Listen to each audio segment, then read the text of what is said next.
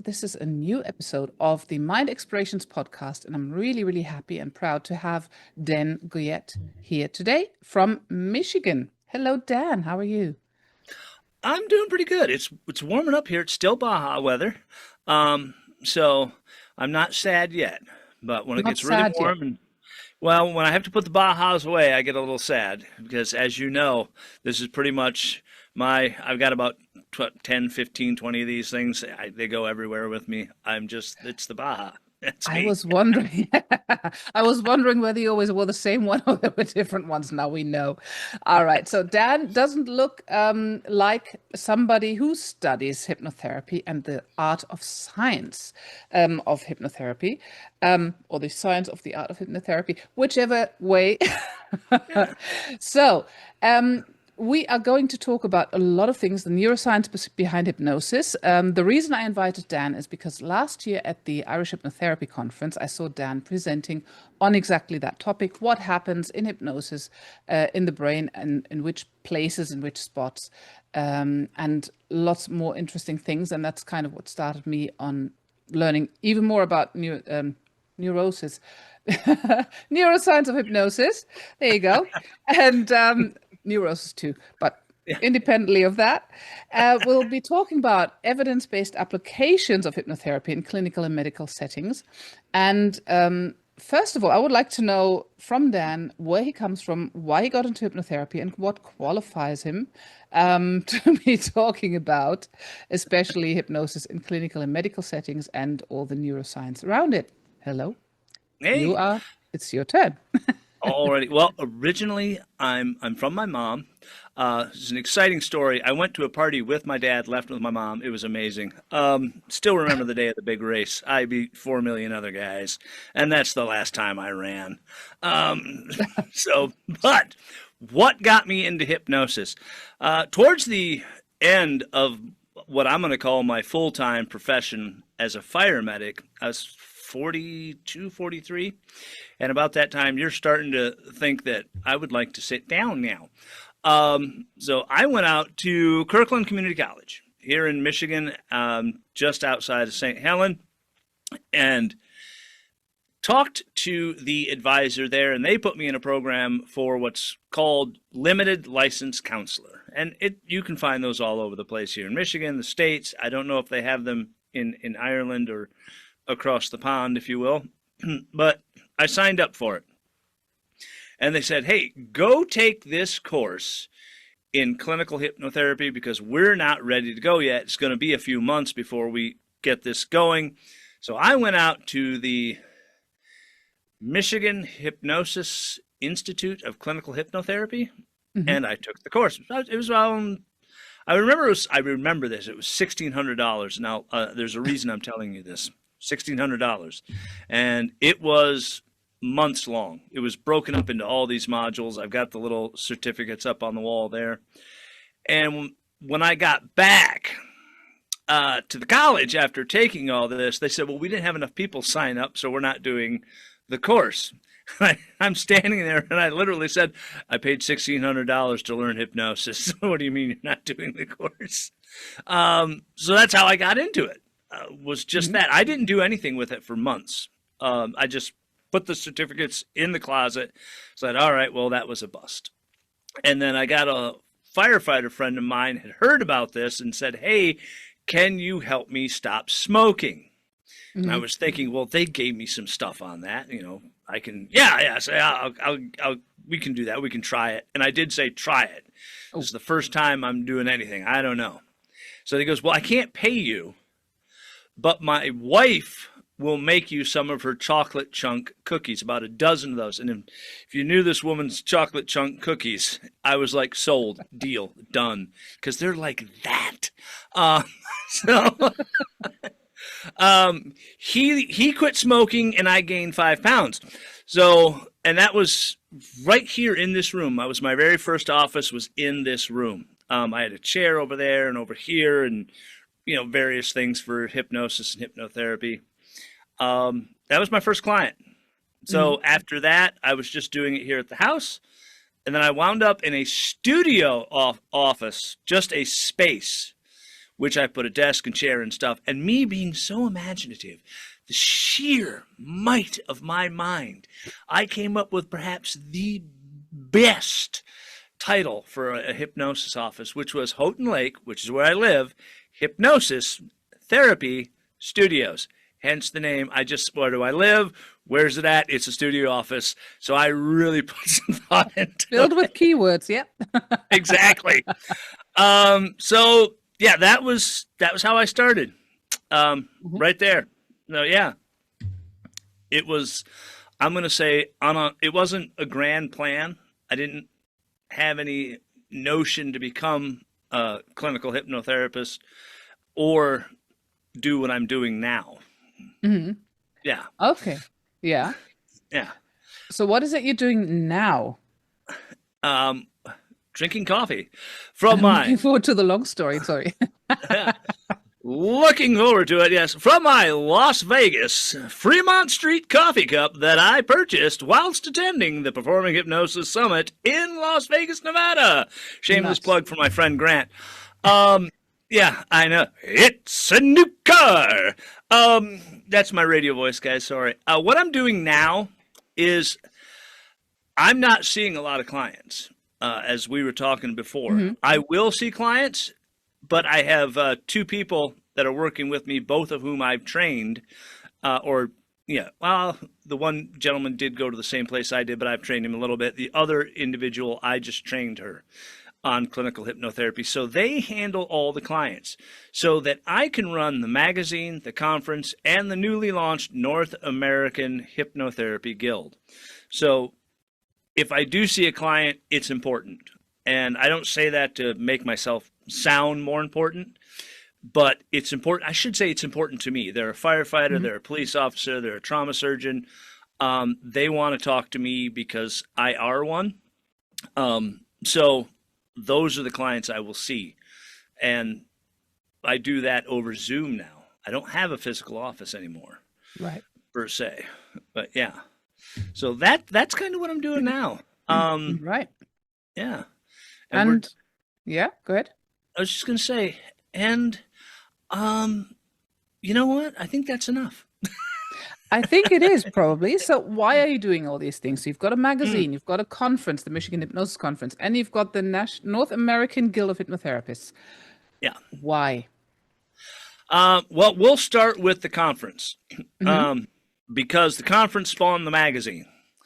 2012, when I got out of training at the Institute, I looked around to see how many other hypnotists and hypnotherapists were here in Michigan because, hey, the internet existed we are probably, all of us are the last generation to live without the internet right here in this live Zoom. Probably, yeah. Yeah.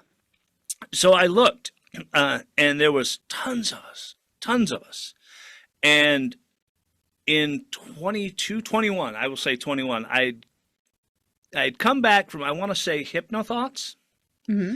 And Heather, my now business partner, my then executive manager, who was just scheduling everything for me, because that's a whole other TED Talk, but let's move past that, asked me, said, hey, why you're going to all these conferences, you're making money for these people, which I thought to myself, well, just because I go to a conference doesn't mean it makes money. I mean, I'm not that guy. So she said, why don't we have a conference here in Michigan? I said, well, I think there was one. The Dental Association had a conference here in Michigan in February, way back. And if you're in Michigan in February, you are either a diehard snowmobiler or you've lost a bet. That's all there is to it. And I said, well, it's a lot of work and I don't want to. She goes, no, you don't understand me. Why don't we have one? So I went, okay, well, I began to look at it. And when I went back to look, all the hypnotists, all the hypnotherapists that I had seen in 2012 were gone. There was a smattering in Detroit in that area, but everywhere else was non-existent. And I looked around, websites were closed down, phone numbers were disconnected. People that they got into it and they said, oh, I'm gonna be so great, and then it didn't happen, so they got out because they didn't have anywhere to go locally to look. So I said, well, that's an idea to have a conference. Give them someplace to come together, to collaborate, to work together, to support each other. Let's do that. And that has been the driving force of the conference ever since. It is not a conference where I'm making money, because I assure you, I'm not. As Tommy Gerlando and I were kidding around the other day, it's like, yeah, I'm getting real tired of walking through the house, kicking these big bags of money out of the way all the time. Yeah, so our mission statement from the start was learn, share, grow, and we've kept that. Right. And the magazine was something that we did, put it together. We're like, we're going to put this together. We'll put it in the swag bags. We'll print it out once. It was Hypno Cafe Magazine, and I don't know why I named it that. I just did. So we put it in the magazines, and everybody liked it so much they began to ask, where can I subscribe to it? And I'm like, this was just the thing I did for you guys. Like, all the presenters were in it. We had some stories about hypnosis, hypnotherapy in it. And from that, everybody became very interested. So we spawned the magazine, and it became Hypno Cafe Magazine, and then became HypnoWorld Magazine. And yeah, it just happened organically. A lot of stuff that happens to me happens organically. I as they say in robots, see a need, fill a need. Right. So I did, yeah. So do you have any, your website has a lot of wonderful words on it, the Michigan Hypnosis Conference website, collaboration, innovation, professional growth. So what is your vision for the field? And we'll get into the art and science of hypnosis in a minute. Yeah, But I will say this: the vision for the field of hypnosis in my head, and I've talked to others, is that we have to become a complete and true field, not an augmenting thing that you'll talk about, like, well, it's great as part of a care team, or, well, you can use it for this, or you can use it for that. We have to become our own field, which means, in my mind, and I will tell you, the state of Michigan would like me to go away, if we are not licensed, and I know that we all have certifications, we all go through training. When I say licensed, I mean either para-licensed or licensed, with the ability to at least have some revenue or income coming in from insurance companies, the ability to bill, the ability to say that we're a true profession, not a profession that people perceive as an adjunct. That is one of the things that we have to do, because that has happened for other services, such as chiropractic. If you were a chiropractor back in the 60s and 70s, you were a kook. Now you're a licensed medical professional, you're taking insurance. EMS was thought of as, well, it's just an offshoot of the hospital. We'll let them do. Now it's its own, degree. You can get a doctorate in emergency medical services now. So yeah, that is my one absolute thought on that, is that if we don't step up to that or keep working towards that, we're going to falter and fail. More people come into the profession and then leave the profession right away. And it is a profession. I will say that. Yeah. So I know to some somebody, people, yeah, go ahead. yeah, Sorry. I was going to say, some people don't like it when I say that. So they're like, shut up, Dan. We don't need the government. Right. So when somebody, well, the state of Michigan, for example, when somebody tells you it's just an adjunct or it's even quackery, what do you tell them hypnosis or hypnotherapy actually is? What is your opinion on what hypnotherapy is? So hypnotherapy is basically therapy. It is therapy. We use hypnosis as our tool, as our tool. Yeah, I can't think of the other word I want right now. But the therapeutic side, what we're doing, uncovering techniques, confronting behavioral change, hypnocognitive, working through those processes. If you are doing that, that is a therapeutic session. All right, that is right there. It is really behavioral change. And you go to a psychologist, you want to change your behavior. You go to, a doctor, you want to change your behavior. Some people do this. So when you have a client come in, you do a consultation, or at least I hope you do, a consultation. You create a working field diagnosis in your mind as to what you need to do with the client so that they can create the change that they want to. You work together as a team, as any therapist or patient and doctor would. You're working as a team. So it is in itself a true profession. And when someone tells me it's quackery, I'll just say, well, there's way too much scientific study behind it to call it quackery. You called being a chiropractor quackery, and now you can't live without going to yours. I bought new shoes because of my chiropractor. She admonished me the other day. So. All right. So you're saying there's way too much science behind it. Let's get into that. So which evidence-based applications do we have, the most important ones that you can name or that you would say hypnotherapy is wonderful for? And why? Well, yeah, it's great for a lot of things, but the biggest thing that I've seen come down the road, and it continues to be there, is functional magnetic, imagery.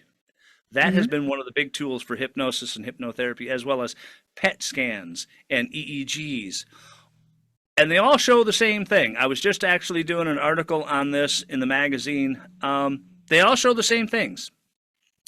That in states of hypnosis, given the suggestions, there is a reasonable and measurable change in brain activity, in thought process, and in synaptic relay development. So it is there. They have done some of the studies that I've looked at. Hilgard, Kirchner have talked about the overwhelming ability of the hypnosis or suggestion within the state of hypnosis to create that new and meaningful change. If you are looking at the gyrus cingulate is one of the big things that people will do, or the hippocampus when you're dealing with memory, or the occipital lobe when you're dealing with the visual cortex. A lot of people like to talk about gut-directed hypnosis, the vagus nerve, and that is a cranial nerve. And one of the things that I have found is that you can't potentially activate the vagus nerve without activating so much more. It's not just bringing the heart rate down, it's lowering the blood pressure. When that happens, the alpha receptors in the heart relax, the baroreceptors in the chest relax, your preload and afterload on your vasculature and arterial side relax. That's where you get that, oh man, I feel so warm and heavy. And, that's because that's all relaxing. Your heart rate, I've done this. I've actually hooked people up to EKGs and done hypnosis and watched it drop from 80 almost down to 56, 57. Then, of course, because of homeostasis, it rebounds into the 60s and so on and so forth, because we'd like to be alive. So, like, hello, no, come out of hypnosis. Stop this. Just stop it. Wake up. Not that I panicked, mind you. No, I'm kidding. But it is, one of the things in my head, and I'm going to say this, and you guys are welcome to disagree with me, and I invite that. I'm going to talk about the subconscious mind for a second. A lot of people will say, oh, the subconscious mind, it's 10% the conscious and so much more beneath the surface that you can't see. Nowhere in my scientific studies have I met anyone who points to the brain and goes, there's the subconscious mind. I tend to think that the subconscious mind is much larger than we believe it is. I think that through the studies of the central nervous system, the brain, the limbic system, that it is attached to the entire human being. Hmm. one section evolving another. So it's not a hidden mystical thing. It's right in front of you, Hmm. right?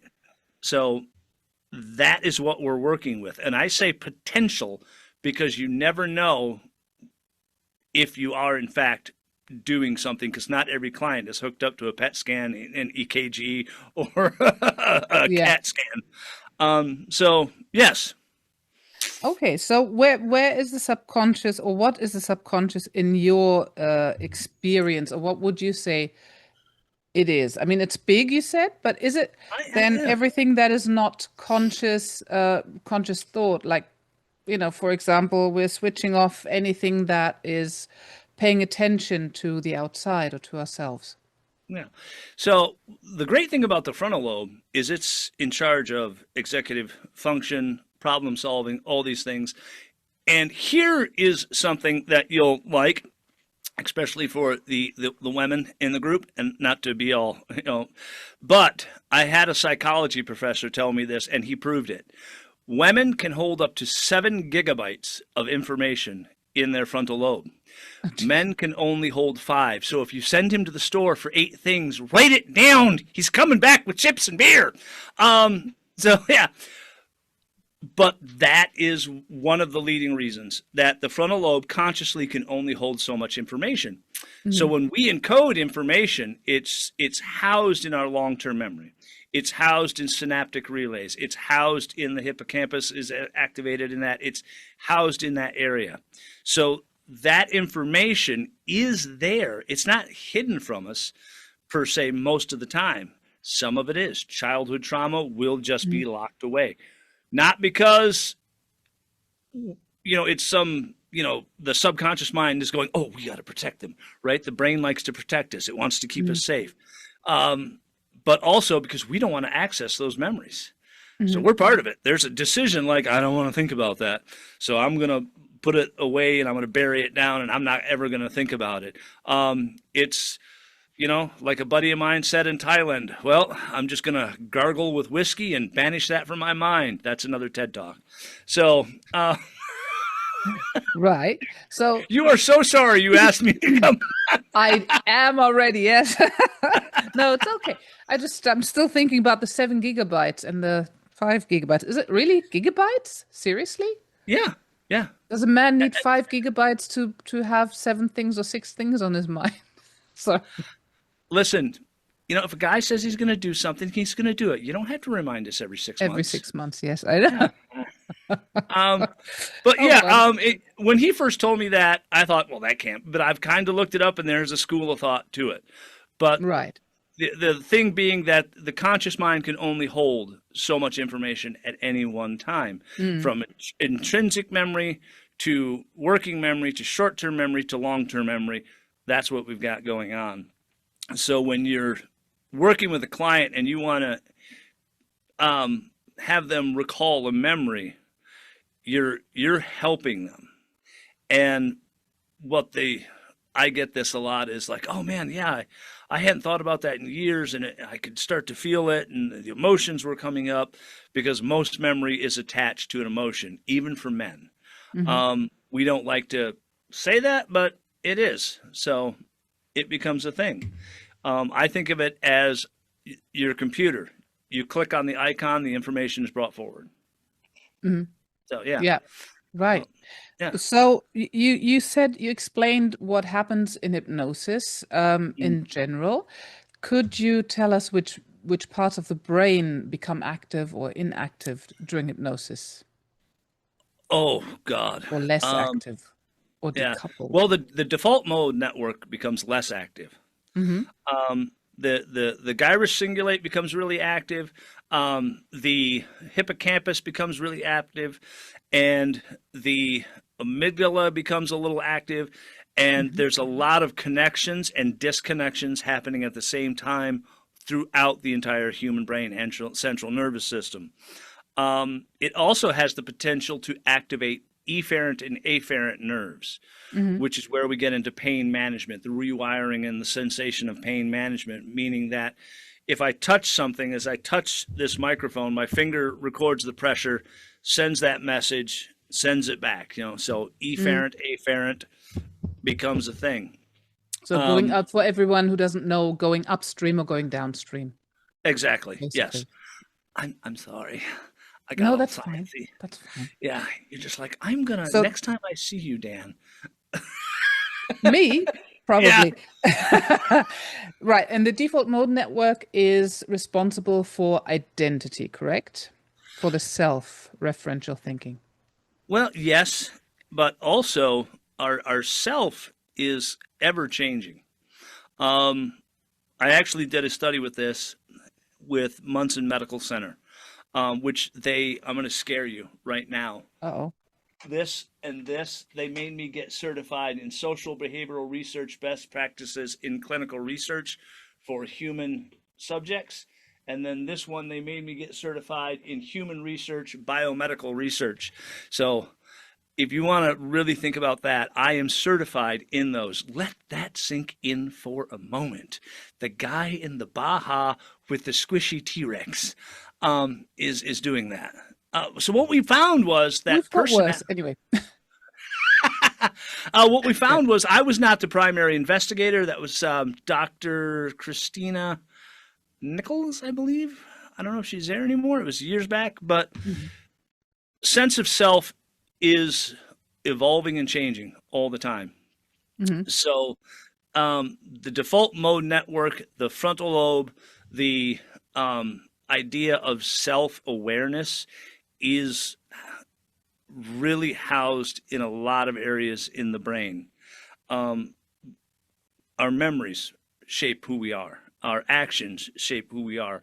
What we're doing right now shapes who we are. Um, and the one great thing that she wanted to look at was, is personality static or dynamic? No one ever changes. We've always heard that. And does it reflect an instantaneous change in behavior? Mhm. Um, I was just the guy doing the hypnosis, but it reflected a lot of change. So it became a thought process of we create, and I'm going to say this. What it found was, and this was through the questionnaire, is most people answered it in a way that identity was created from moment to moment for them, Mhm. that they were, who they are in the moment. So while it can house that, it's, not the same.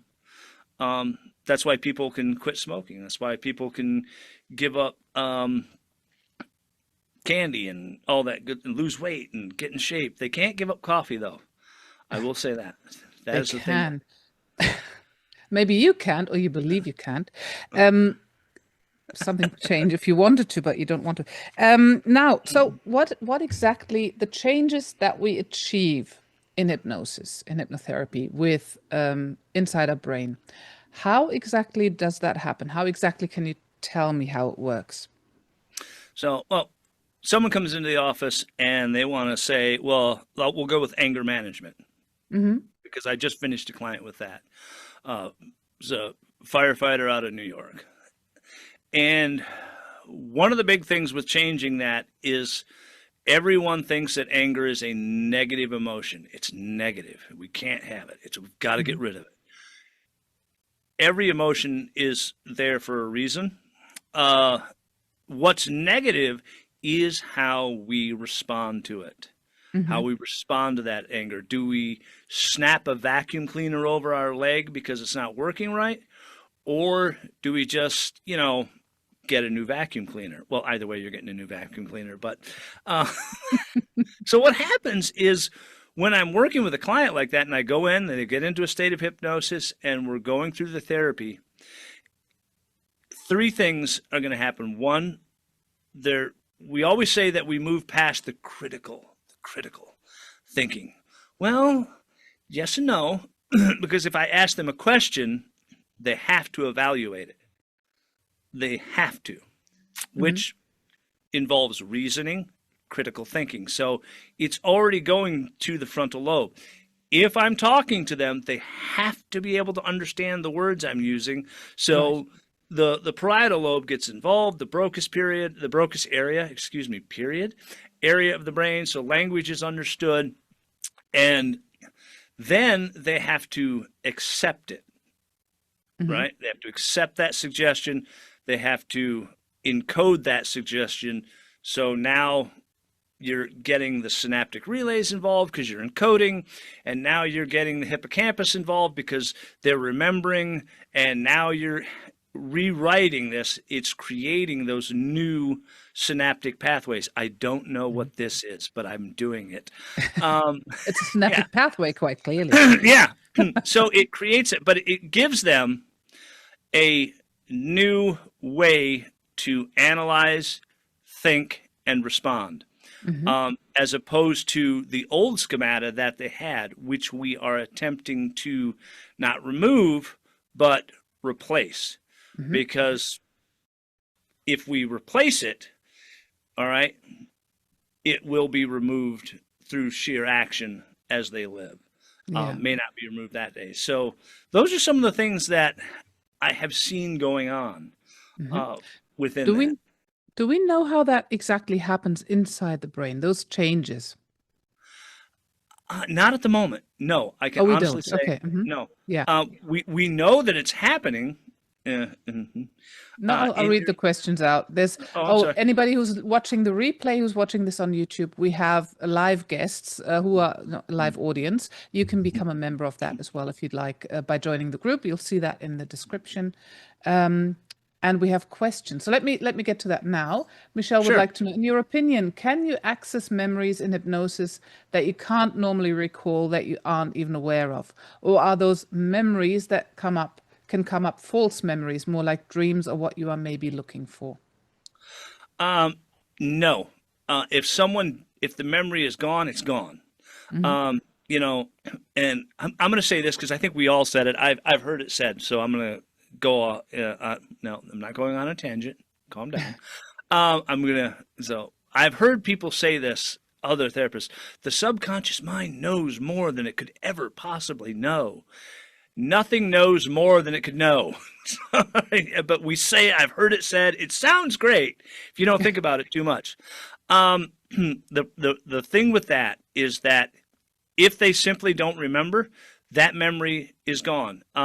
If it's encoded, and we don't encode memories like we think we do. We see it, we hear it, and we think of it as a video camera, like right now this is being recorded.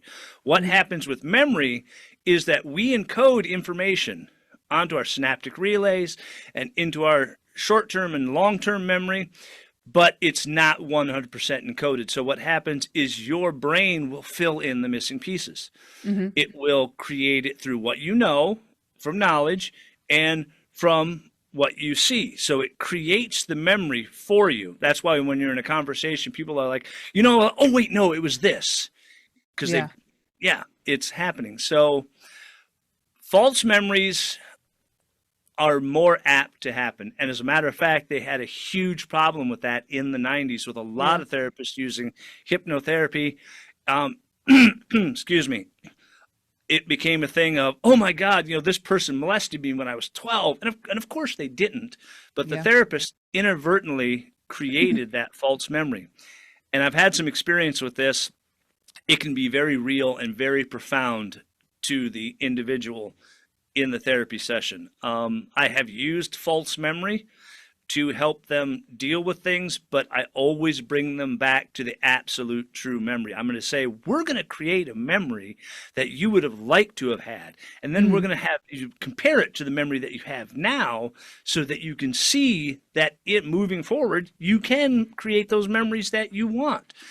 Um, So so it's a really do you do cool. this to protect the client? Sorry, do you do this to protect the client? So you take them to a positive memory, you make the memory less threatening maybe, but then Right. you take them back to the old memory the way it was. Yes, I do, because you have to protect reality, the reality Hmm. of their life. You want them living that. Hmm. One of the things I will say is that I had a client that was sisters. She didn't get along with her. They had two different parents, the same dad, but different moms. Hmm. And what it turned out being was the client was upset, was emotionally angry that she didn't have a chance to grow up with her Right. sister and share these. So we created a couple of false memories and showed that, and then took her back to where she really was, and then said, Hmm. hey, now going forward, since you know you created that memory, you can actually go create real memories, you know. Hmm. And then she was like, oh my God, that was it. And now they're very close. Yeah. Um, and I got paid actual money for that one. It wasn't cupcakes or anything. So, Oh, good. yeah, I believe you. yes. All right. So, Mhm. yeah, the false memory syndrome scare, from what I've read and heard, is that those psychotherapists actually suggested that there must be something more going on in the past and Yeah, some horrible things. So that's when your mind starts searching for those kinds of memories and can make them up because you've asked for it, basically, yeah, correct? Yeah. yeah. Or they would say, can you see the man? Yes. They've already given you something. We feel that, can you see someone, this man, this person, da da da, and they'll say this, da da da, and of course the brain starts building the memory. We do this with visualization every Hmm. day. We talk about the inner eye, the visual cortex. We don't see with our eyes. We see with the visual cortex, Yeah. which interprets what we see with our eyes. The world may not even be what it is. I'm just waiting for all the ones and zeros to appear all the time. That's Oh, ones and zeros. Well, if you've ever seen The Matrix. oh, that one. Yeah, maybe, Yeah, maybe. Well, you never know. But isn't it nicer uh, to have imagery in front of your eyes rather than ones and zeros? That would be boring. I think Um, so. but we all, how do we, because, two people can go to a party and have totally different memories of that same party, even if they're standing next to one another. So our Yeah. perception and yeah, would also play a role. And yeah, predict what's the role of prediction error and prediction in general for how we perceive things happening. Well, Do you know anything perception about that? is, yeah, perception is huge. That's one of the biggest things we have in psychology and behavior. How you perceive the world around you and how you perceive others around you. And that is individual specific, right? Two people can go to a party. One person can say, oh, I had a great time. And another person be like, well, I didn't have a good time. Um, the one person who didn't have a good time may have perceived that they weren't really, nobody's really talking to them. Nobody was, they weren't very Hmm. welcome. And the other person might be more outgoing and talking to people. So it Yeah. becomes the perception. So when we perceive something, it becomes true for us. It's what we call in hypnosis a truism. You are at the party, no one is talking to you. This isn't Yeah. a good time. Yeah. You are at the party, you are talking to people. This is a good time. So when using hypnosis and you want to change the perception of something, you have to help the client change the way they perceive the world around them, or at Mm. least the moment around them, per se. So positive, positive, nothing negative, because I've often heard say you can't, the subconscious won't accept a negative suggestion. Hmm. It will. Yes, it will. Right. Absolutely it will. Yeah. I think we say that so the general public doesn't hate us. Um, so, but yes, if that makes sense, I hope that answer made sense. Right. Is it, Maria wants to know, is it that your focus determines your reality? Um, wow, that's a good question. So, does your focus determine your reality? Well, what you're focused on at the moment can be very real for you, and it can have a powerful and profound effect in your reality. So, a little bit. That's what we're doing with hypnosis and hypnotherapy. Attentional absorption, focused ideology. So it becomes very real for them. One of the things I always tell my clients is as this creates a profound and positive effect within you and in turn within your life. So we're going from one to the next. Hmm. But if you choose to focus on something, and you're only focusing on that, then yeah, that's your reality. If you're just focused on this little area and that's it for So you, then yeah. would that be the reticular activating system? Because if I want a yellow car, all I'm going to see is yellow cars. If I want a dog, all I'm going to see is dogs everywhere. A little bit. You know what? It's funny you ask me that because I can't think of right off the top of my head right now the condition or the psychological name for that. But there is a thing when you're focusing on something. I just bought a red car. Wow, look at all these red cars. I think that's it. Yeah. Yeah, it's because you've become aware, you've become hyper aware that you have a red car, and there is actually a name for that, and I am just mortified. So, Confirmation bias. no, it could be. It might be, yeah. Um, well, thanks, Maria. All right. Oh, I have a question here. What about past life regression? I think that goes back to memory. Do people actually, in your opinion, have memories of past lives, or how do those memories come about? I'm going to say this. Past life is incredibly hard to prove. If it helps the client and they want to believe in past life, then I'm all for it. Anything that helps the client. One of the things that we have in past life is cryptomnesia, meaning that you watched a movie, you read a book, you went somewhere, you saw something, and then when we go into the past life, those images, those experiences then come forward. And Right. it becomes a thing where, oh, well, that's true because that church is there. Well, yes, you saw that church in the movie, or you went there and saw that church. You walked that street on a vacation. You read the book. It described this place that was real. So it becomes a point of a truism. There's some truth in it, and that truth makes it much more powerful. I can't say for certain that we don't live past lives. If we do, I gotta say I probably wasn't wealthy. So, but yeah, that's one of the big things I've run across is that cryptomnesia. But if it helps the client, Yeah. yeah. How would you interpret the memories that come up in past lives, if you call them memories, for the client? How, why? Sorry, I've got a cat coming here. It's dropping What up, kitty everything. cat? Yeah. Okay, right. Back to past lives. How would you interpret that for the client? Because they have huge relief and huge life changes from this. What's your view of that in past life regression or via past life regression? Yeah. Well, first let me say I don't do past life regression. So, but if they have the change that they're looking for, I'm not going to delve too deep in it and try to deconstruct it.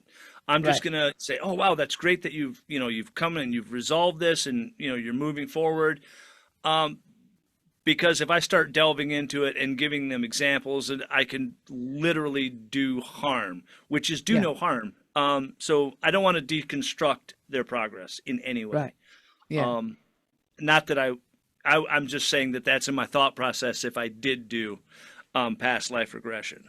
So it's kind of the reason that when I first started, I don't do it now anymore, but with some of like the first or second sessions, I would do hypnotic amnesia because I Right. just wanted them to take the suggestions and kind of start working on them. I didn't want them driving home going, "Oh, I should have said this and I should have said that. Oh, I don't know if I really believe that." And because they're Right. deconstructing the therapy on the way home. I don't do it anymore because I'm more experienced now.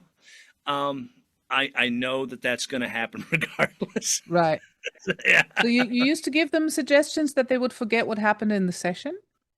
I would, yeah, give them suggestions such as, and as you leave today, you can really just remember to forget because your subconscious mind Yeah. will remember and help you, da da da da da. Da. So consciously, I didn't want them thinking about it. But as I learned more and as I got into neuropsychological, Yeah. the neurophysiology of it, I began to realize that, you know what, it was there in the frontal lobe. They were thinking about it. They were examining it and evaluating it. So I'm just going to leave it be. And so, Right. yeah. Yeah. Um, oh, yes, I've written something down. You were Okay. talking about hypnosis and the changes we have under hypnosis in the brain, the measurable changes. Mhm. And I would like to know, do we know how and why that's permanent? Or how can we see that those changes are permanent? Or are there any studies about that? There are some studies that have been done with changing the the thought process and Hmm. the rewiring of the brain.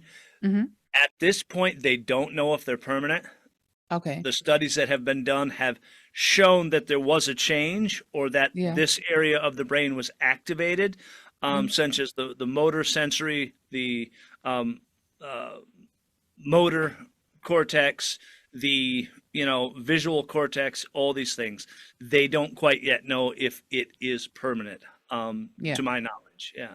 Right. Okay. Now, I seem to remember there was a study about depression that was more than 5 years, I think, or PTSD, one of the two. Um, but oh, are you a believer in state or non-state? So there's just to explain that for everyone, there is an argument going on.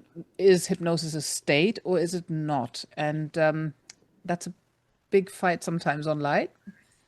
So I'd like to hear your view of that. Now, I am a believer that we do reach a state of hypnosis, Hmm. meaning that what I mean by that is that if you look at the definition through the American Psychological Association, through the Division 30 of the American Psychological Association, the Handbook of Medical Clinical Hypnotherapy, that the state is created in attention focused, Hmm. attentional absorption, and heightened absorption of suggestion. Hmm. So that becomes the state that we are in. But we have to reach that state through an induction, a deepener, and therapeutic modalities. Hmm. Some people say, oh, well, you're always in a state of hypnosis. Um, that to me isn't true. Hmm. Consciously, we are conscious creatures. We move. I picked up the coffee cup. I didn't do that through hypnosis or hypnotherapy. And the driving the car thing seems to be the big one. Right. It's like, well, when you're driving somewhere, you just instantly get there and you were hypnotized by the road. That has more to do with muscle memory Yeah. and thought process than any type of hypnotic transfer. It's what the Japanese refer to as the way. You've done Hmm. it so many times that you can do it without thinking. Um, Right. yeah. So if I could right now drive to the EMS station without even thinking where I need to turn, and I've Yeah. done it so many times. Um, so it becomes something else. Yeah. So because when you're going somewhere you don't know and you're driving, you're very aware that you're driving. So Yeah, um, that's true. yeah, yeah. Oh, you should be. Uh, do you believe in, or do you have any evidence for depth of hypnosis? Are there different states, different depths? I do. I believe that there are Hmm. different hypnotizabilities, if you will. So some people have an extreme ability for hypnosis and others Hmm. not so much. Hmm. And this has been evidenced by Harvard, Princeton, the hypnotizability scales. It Hmm. has been evidenced by studies that have been done. It has been evidenced by anecdotal proof through many hypnotherapists. Yeah. It's like, well, they got there, but they weren't quite that deep. The one thing I will say though is I have noticed, and this is anecdotal, is that when I start working with a client, if they don't have a great ability for hypnosis, I tell them the more that we do this, the better you're going to get at it. Hmm. So I think that it can be enhanced. You can do that. You Yes. can enhance their ability for it. But I do believe that, yeah, there's different levels. Yeah. Do you believe that we need certain depths for certain issues? Michelle would like to know. Yes, because if you really want to analyze something or you really want to change it, if the state of hypnosis isn't, I want to say, effectively deep enough, Hmm. even though we use the word deep, but or I should say intense enough, um, there's too much conscious thought and not enough emotional reflection. Hmm. So it becomes a things like, well, I really felt that I should do it, but it just doesn't, it wasn't working. You know what I mean? I wasn't feeling it. So the deeper that we get them into that, or the more intense that we get them into that, and be able to have that emotional resonance and feeling towards it, the more profound it can become. Right. Yeah. And which issues would you say, because that was the question, which issues need more depth, in your opinion? Um, Smoking doesn't need a lot of depth. Hmm. If somebody really wants to smoke, very I've had people quit smoking after 2 sessions with just light depth. If they are dealing with post-traumatic stress, if they are dealing with um, anger issues, deep anger issues, resentment and hatred, if they are dealing with traumatic instances, you're gonna need a greater depth to be able Hmm. to really do that, because you may have to uncover, you may have to confront, there may be an ab reaction that you're going to have to deal with, and that's going to need to be at a deeper state. If you're trying to do that at a lighter state, um, they're just going to open their eyes and go, nope, I don't want to do this, and they're Hmm. going to go. So you do need that deeper state to really work with some of those issues. And why is that? Like neurologically or Oh, neuroscientific? oh. So neurologically, as I said, if you're dealing with this post-traumatic and you're going into the memory and you're asking them questions, because you do have to ask them questions, how does that feel to you? What would it be like if you did this? Can we go through this? Hmm. Memory, step by step by step by step, you're desensitizing them. You want them to be relaxed. You want them to be calm. You want them to feel safe. If they're in a lighter depth, they're going to be far more arousable to sensation.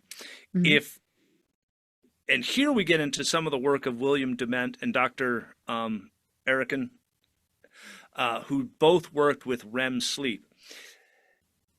If the brain looks at an image in a sleep state, or even in a state of hypnosis, it tends to have the same um, patterns, thought patterns, if you will, or ECG patterns, as if it was seeing that in a waking state, as Hmm. if it was encountering that image whilst awake.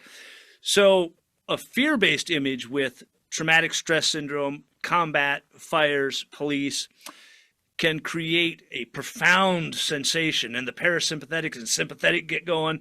They're going to come right up and out of it. You know what I Yeah. mean? You're going, so, and I don't know why I did this. Where am I going? Um, so the deeper state allows you to really activate that parasympathetic, keeping them Hmm. calm, keeping them safe, so that when they confront this image that they're seeing in their mind, they're able to really deal with it on an emotional level, Hmm. if that How, makes sense. yeah, so you're talking Yeah. about calm, etc. How important is relaxation in this context? Very. Hmm. You want them relaxed. You want them safe. Hmm. So when I'm dealing with that, it's like, as you sit here in this room now, safe, and you're seeing these memories, whether you're using the movie screen, whether you're Yeah. using the video analogy, whatever, but you are here. I want them to know they're in the therapy chair, they're in the Hmm. room, they're safe. I've actually created a room inside their mind. I call it gray room, Hmm. which actually, actually, mine is the room of release and reflection and release. But I got it from an earlier one called gray room. Yeah. Yeah. So that they create this safe space within the brain where they're able to access these memories and know that they're accessing these memories. So Hmm. it kind of becomes an inception, if you will. But you do need a deep level to create that room, that safe place.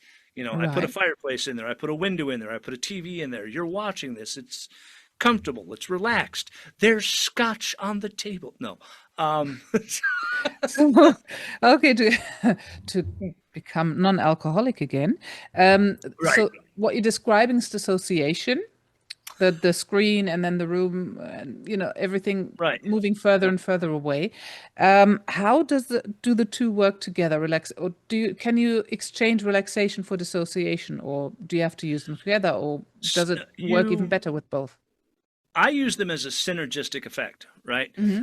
I am putting them there as an observer, disassociating them from the event, but Hmm. allowing them to view the event over and over and over again so Hmm. that we can begin to desensitize that traumatic feeling. Hmm. It's kind of akin to dealing with an abreaction and now step aside and be there as an observer. But so we start from that. We start Right. from you're an observer. Hmm. You can see this and know that you're safe and know that this. And by doing that, we can also begin to say and give them the thought process of, because many of them will have survivor's guilt or guilt that they weren't able to do something, to say, oh, you see your actions, you did everything possible. Right. And yet it's still okay to have the outcome, right? It's okay to do everything right Mm. and fail because we've all Yeah. done it um, in that vernacular. So I don't want to depersonalize, dehumanize, or completely um, remove them, but I do want some little bit of disassociation with that. Yeah. So yeah. How would hypnosis or hypnotherapy compare to techniques like NLP, neuro-linguistic programming? Because we do use in some modalities, Yeah. you use ways of dissociation as well. So NLP is great, I think, if you're trying to make a sale, Hmm. per se. Um, NLP for dealing with post-traumatic stress syndrome is not as effective Hmm. as being in that state of hypnosis, that focused attention, that Hmm. absorption, that ability to emotionally resonate, per Hmm. se. You might use some NLP whilst they're in the state of hypnosis, and that's perfectly fine. But Hmm. I want them to be able to visualize that in their head. Yeah. Doing, for lack of a better term, waking hypnosis with that really isn't that effective, Yeah. in my opinion. I'm going to say that. I'm going to say that, in my Okay. opinion.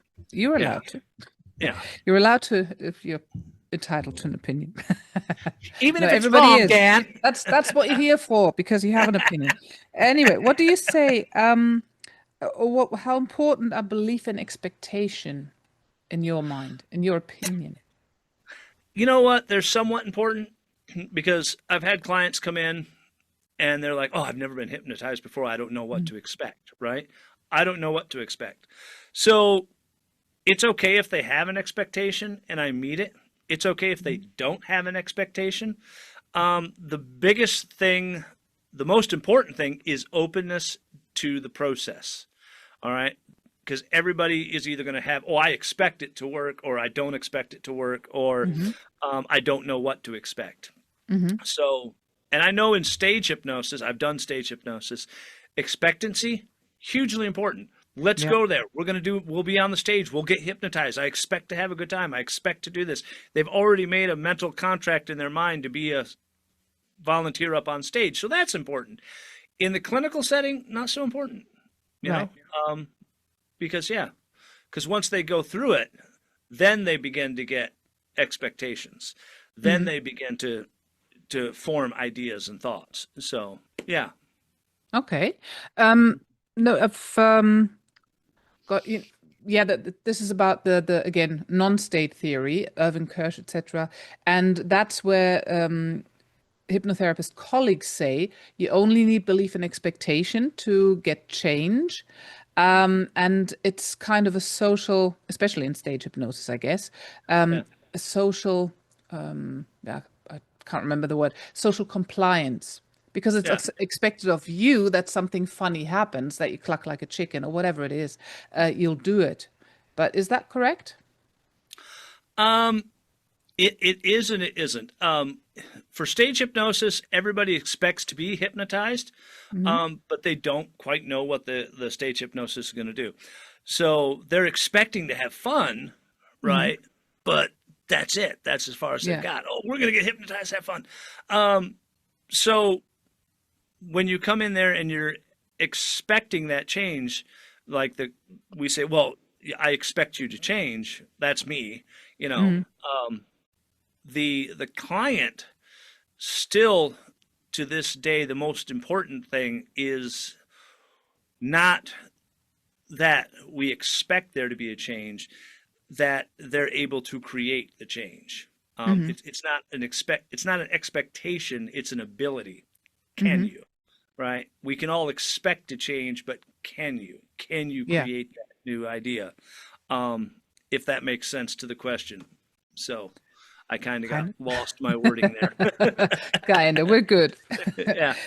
Okay. Um, Now to slowly finish off, um, I'd like to know from you, like, what are the current research trends? I think we did answer that, didn't we, earlier? Why it's important to advance science in this field. I mean, of course, we want to get away from the quackery and from the we're just, kind of licensed. Yeah. The more we study it, the more we're going to understand it, Hmm. right? The more we understand it, the better we're going to be able to utilize it. So that's the biggest thing. The reason for studying it is to gain better understanding. Hmm. Um, and that's across the board in any medical field. If we understand how pain works, we're going to be able to treat it better hypnotically. If we understand how the mind reasons suggestion, we're going to be able to use it more effectively. If we understand how the brain, if we understand better how the brain activates certain areas within hypnosis, we're going to be able to, you know, use it better. The more we Hmm. know, right? So, and knowing is half the battle. That's So true. I know I went all GI Joe on you there. I'm sorry. You did mention imaging in the beginning, like fMRI, etc. Yeah. So these are some of the forward thinking. I'm just looking at the list of what we said we would be talking about. So forward thinking approaches that are shaping the next generation of hypnotherapy practice. So that would be one thing that we can actually see what's happening in the brain. But what would Yeah. would be your biggest greatest innovation of the past years or of the future that you think is going to shape hypnotherapy? Um, I think one of the things that we're going to be seeing a lot of, and we're already seeing it, is the use of AI Hmm. in hypnotherapy. Um, the ability to analyze your client in real time, per Right. se, as opposed to anecdotally. Doing a deep research, which I have used AI for deep research questions, either Copilot or ChatGPT. Hmm. Not so much Perplexity because it's a little too general. The thing with that is you've got to be able to put in the right prompt to ask Yeah. it for real, credible, evidence-based sources, and also utilizing that same thing if you have a client self-reporting stuff. Yeah. Um, yeah, you can then utilize that to analyze it and hopefully gain a better understanding of what's going on within your client. Right. Um, it's not going to replace us. I had a friend of mine say that AI is not going to replace you, but you are going to be replaced by the individual using AI. So, Right. because it's not going anywhere, so you might as Yeah. well use it as a tool. And I think it's also going to help with research in hypnosis and Mm. hypnotherapy. It does. I Functional, use it yeah, all the time. yeah. FMR, they were great, but to be able to have that analysis in real time of what's happening as opposed to seeing it and then having someone read it and look at Yeah. it and, just real time, I think would be amazing. It would. That's true. Yeah, Yeah. yeah, And now we also were going to discuss the intersection of science and spirituality in hypnosis, because I know you've done a talk on that. We kind of touched on that with the past life yeah. regression. But what's the important part here that you'd like to mention? Yeah, I did a talk at Heartland Hypnosis with Amanda Dodd, and Mhm. she's very much the spiritual side of hypnosis. I'm the scientific. The important thing of that is the client, and we came together on that because of the client. Every client you have is going to be different. I Mhm. myself am more science evidence based. She's more spiritual, but you're going to have a client that's more spiritual. So it behooves you as a therapist to be able to understand that sense of spirituality, to have some knowledge so that you can help your client. Mhm. Because what happens is spiritual client comes into your office, you're clinical, you're medical, you're scientific, and you go, oh, well, I can't help you. I'm just going to refer you. And they Yeah. may have been referred 8, 9, 10 times. And now there's like, well, here's another person that doesn't want to help me. So they Mhm. give up. Instead of going, oh, I recognize you're spiritual. I've had some work with that. Let's work within your confines and your schemata so that we Mhm. can get you there. So you're actively working with them. That's Mhm. the important thing of bridging that gap is So, being able to help the client that comes to you for help. so are you using the client spirituality to, well, to find metaphors and symbols for them that will work for them? Or, Yeah, yeah. yeah? And also how I talk to them is different. Um, with somebody that's more analytical, you might say, and as you think about this, the levels that you go through and the moments that you did, somebody that's more spiritual, as you feel this Hmm. energy washing over it, you Right. change your pattern to what they're going to accept, what's Hmm. acceptable to them, what they're going to focus on, what they're going to absorb, what their attentional absorption is going to handle. You're able to do that. So it Right. becomes helpful per Hmm. se. I'm not an expert in spiritual hypnosis, but I've done some work with Amanda, just because you don't want to throw away a client just because they're spiritual. Because like I said, maybe 5 guys before you turn them Hmm. away, Yeah. and yeah, so that's not cool, man. No, So that's not true. Not cool. True. yeah, Jesus. I know. Ah, oh, we have one more question. Going back to pain relief, what are your thoughts on Dr. Escudero's surgical work without anesthesia related to the relaxation? I've seen this a lot. I've seen a lot of surgeons using hypnosis to replace anesthesia. Mm. On the one hand, I'm going to say that it's very innovative, it's very forward thinking. On the other hand, I'm going to say that there are risks involved. Should the individual come out of hypnosis in surgery or what have you, that Mm. is, the thing. So I think, at least I hope they have anesthesia standing by while doing this. So I don't know a great deal about it, but I think it's very innovative. And I think that if it becomes the ability to do so becomes greater and greater and greater, and we get a better understanding of it, it can remove some of the threats of anesthesia per se, because Yeah. you have to be careful that they may not wake up or they had a bad reaction to the anesthetic and so on and so forth. So that is my take on that. Okay. Thank Yeah. you. Yeah. If anybody else who's still present has a question, put them into the chat now. I think we've answered everything that we had mentioned. Um, yeah, advancing scientific study. I think we've talked about everything. Is there anything else that you think is important, Dan? My main question, what is it that you would like beginning hypnotherapists to know? What do they need to know to do, in your opinion? Um, the one of the most important things. Wow, I almost couldn't get that out. Um, It's late. if Oh no, you it's are, not late for you. yeah, if you are a beginning hypnotherapist, 3 things. One, be confident in the skills that you have. 2, do not be afraid to start. 3, have a business plan in place.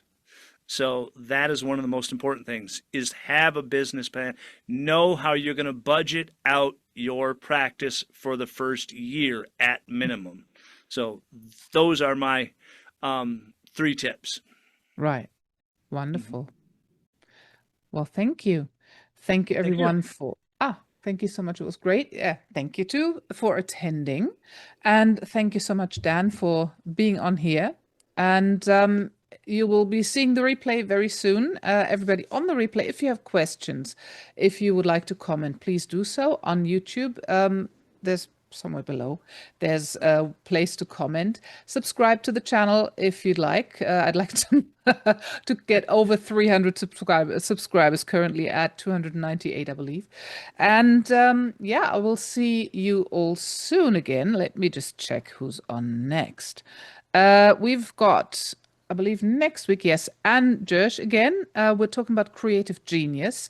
We will also have soon Tim Box, the anxious guy, not the guy for anxiety, how to stop feeling anxious about anxiety clients, which is an important subject because anxiety is one of the big topics. And Frederick Mao is coming on the 25th of March. What is hypnosis good for and how does it work? So that's going to be another brainy episode, I suspect. Frederick is amazing, almost as amazing as you, Dan. He's more amazing. He's more amazing. Oh, wonderful. Thanks for saying Yes. that. Yes. Because he is. I'll subscribe right now. Thank you so much. Okay, right. Thanks, everyone. It's getting dark here and I have no lights on, so that's why I look like I'm glowing. Okay, everyone, thanks for attending. I shall stop recording now and have a wonderful, lovely day, evening, or night, whatever it is. Okay, bye-bye. Thank you. Thanks, Dan.